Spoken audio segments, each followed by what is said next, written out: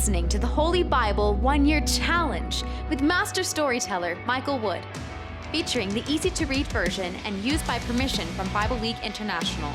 Enjoy the show! Hello, everyone. Welcome to day 203. We're continuing in the book of Hosea. So far, the people of Israel have heard through the prophet Hosea how God thinks about them. They've heard about the terrible punishments he's going to bring about. But the people are hopeful. They believe that God will heal them. Although wounded, he will heal them and bring them back, like the rising of the sun. But God has an opportunity to reply. And at one point, God says that he often wants to bring them back. He wants them to have good times. But they keep messing up. They keep being evil. And then what's worse, as they go to other people, to other gods for help. They go to Egypt, they go to Assyria, and they just will not come back to God. So although he wants to bring back its kingdom to its former glory, or even its new glory, they are tripping themselves up, where God will not help them. And then we hear Hosea chime in and say that Israel is like a pancake burnt on one side. And if you've ever had a pancake that was burnt on one side, what exactly would you do with it? It's like you want to eat it, and you can go ahead and put butter and syrup on it to make it seem like it's going to taste good, but you know that's not going to help. It's just too far gone. We're also continuing in the book of Romans. And here Paul somewhat confesses that he's not this great guy who knows the good that he should do. He knows the law. He knows God's law. So he just goes around being this perfect little Christian. No, Paul is real. And he says that his sinful self does bad things, even when he knows they're bad. And the things he should be doing, he doesn't do those things either because of the sin. And he talks about this spiritual battle. There's two laws that are just at odds with each other. The good law, the law of God, and the law of sin. And that sometimes sin can even take a good law and make it sinful. It's the same concept that if you're walking around in the mall and your friend said, "Don't look up." And what do? You look up. It's just our nature to do that. It's this awareness of the law that makes us think about it. And the things we focus on will then lead to sin.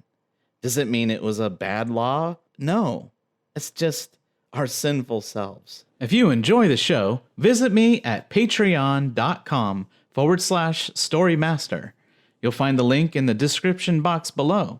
By contributing as little as $1 per month, you will enable me to continue this ministry, and you'll get cool rewards too. Together, we're going to get through the Bible in 1 year. Let's get started. Hosea chapter 6. God's people expect his blessing. Come, let's go back to the Lord.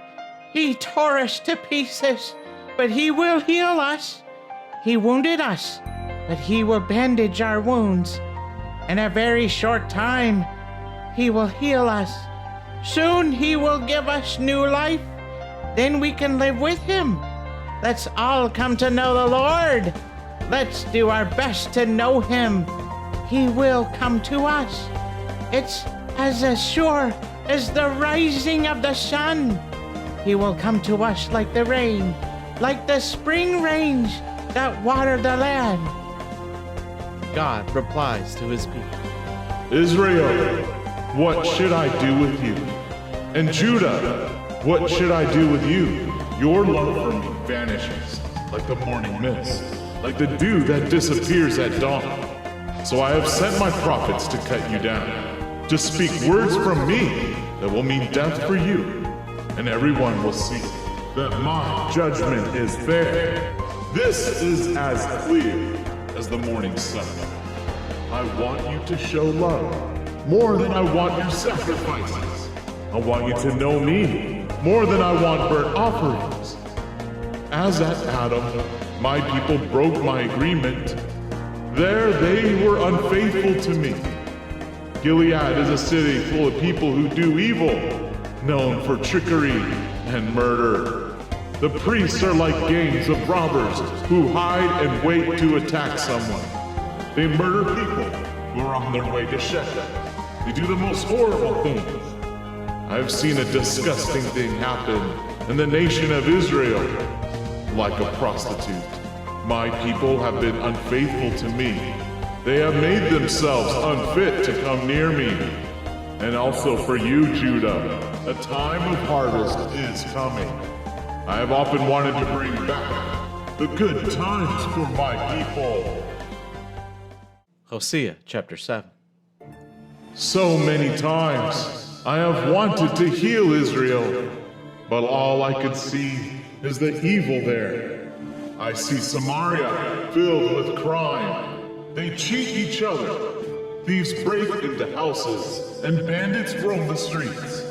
They don't think about the fact that I will remember their crimes. They are covered in their sins, and I see them all. Their evil makes the king happy. Their lies make his officials laugh. They are all unfaithful traitors, just waiting to cause trouble. They are like an oven that quietly heats up while the baker prepares the dough. During a royal holiday, the king's officials get drunk with wine. Then the leader of some traitors gives them the signal that it is time to attack the king. As they make their secret plans, they burn with anger like fire in an oven. All night their anger heats up, and by morning it is a blazing fire. And while they are as hot as an oven, they destroy their rulers. Other kings are gone, and they have done all this without me.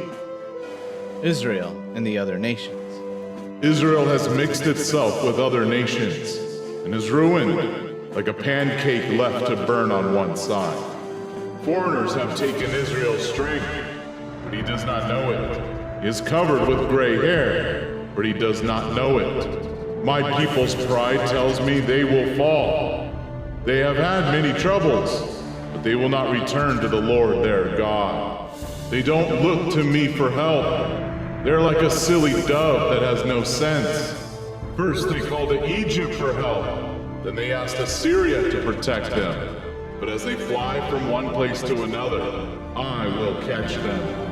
I will throw my net over them and bring them down the way a hunter traps birds. When I hear of their agreements with those nations, I will punish them. It'll be bad for those who left me. They'll be destroyed for refusing to obey me. I wanted to save them, but all I hear from them is lies. They never pray to me from their hearts, but they cry out on their beds. They cut themselves to offer their blood for grain and wine, but they turn away from me. I trained them and made them strong, but they made evil plans against me. They are always changing directions, but never towards me. They are as useless as a bow with a loose string. Their officials will be killed with swords because they have insulted me. So when they are in Egypt, the people will laugh at them. Romans chapter 7, verse 7 through 25. How sin uses the law. You might think I'm saying that sin and the law are the same. That is not true. But the law was the only way I could learn what sin means. I would never have known that it is wrong to want something that is not mine. But the law said, you must not want what belongs to someone else. And sin found a way to use that command and make me want all kinds of things that were not mine. So sin came to me because of the command. But without the law, sin lies dead and powerless. Before the law came, I was alive. But when I heard the law's command, sin came alive, and that meant death for me. The command was meant to bring life. For me, it brought death. Sin found a way to fool me by using the command to make me die. So the law is holy, and the command is holy, and right and good. Does that mean that something that is good brought death to me? No, it was sin that used the good command to bring me death. This shows how terrible sin really is. It can use a good command to produce a result that shows sin at its very worst. So we know that the law is spiritual, but I am not. I am so human. Sin rules me as if I were its slave. I don't understand why I act the way I do. I don't do the good I want to do. I do the evil I hate. And if I don't want to do what I do, that means I agree that the law is good. But I'm not really the one doing the evil. It is sin living in me that does it. Yes, I know that nothing good lives in me. Nothing good lives in the part of me that is not spiritual. I want to do what is good, but I don't do it. I don't do the good that I want to do. I do the evil that I don't want to do. So if I do what I don't want to do, then I am not really the one doing it. It is the sin living in me that does it. So this is what I have learned about the law. When I want to do the good that the law commands, evil is there with me. In my mind, I am happy to follow God's law, but I see another law working within me, and it is at war against the law that my mind accepts. This other law is the rule of sin that defeats me and makes me its prisoner. What a miserable person I am. Who will save me from this body that brings me death? I thank God, who saves us through Jesus Christ our Lord. So in my mind, I am a slave to God's law. But in my sinful self, I am a slave to the law of sin. Psalm chapter 88, verses 9 through 18. My eyes hurt from crying. Every day, Lord, I beg you for help. I lift my arms in prayer to you. Do you do miracles for the dead? Do ghosts rise up and praise you? No. Salah. The dead in their graves cannot talk about your faithful love. People in the world of the dead cannot talk about your faithfulness. The dead who lie in darkness cannot see the amazing things you do. Those in the world of the forgotten cannot talk about your goodness. Lord, I am asking you to help me. Early each morning I pray to you. Lord, why have you abandoned me? Why do you refuse to listen to me? I have been sick and close to dying since I was young. I have suffered terrifying things from you and feel helpless. Your anger covers me like a flood.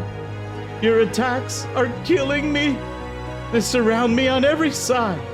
I feel like a drowning man. You caused my friends and loved ones to leave me. Now, darkness is my closest friend. Thank you, everyone. That was day 203. Join us for day 204. We're continuing in the book of Hosea. God continues to speak to his people and discusses how idol worship will lead to their destruction. And through that, the Lord explains the sadness of captivity that his people will feel, and that it is their sin that has ruined all of their hope. And at the end of chapter 9, judgment against Israel. And in the book of Romans, Paul explains how to have life in the Spirit, and how people who live by the Spirit are no longer ruled by their sinful lives, and that the true children of God are those who are led by his Spirit. We hope you enjoyed today's verses. Be sure to leave us a positive review and to share this podcast with your friends and family. Please join us for the next episode as we experience the Bible in 1 year.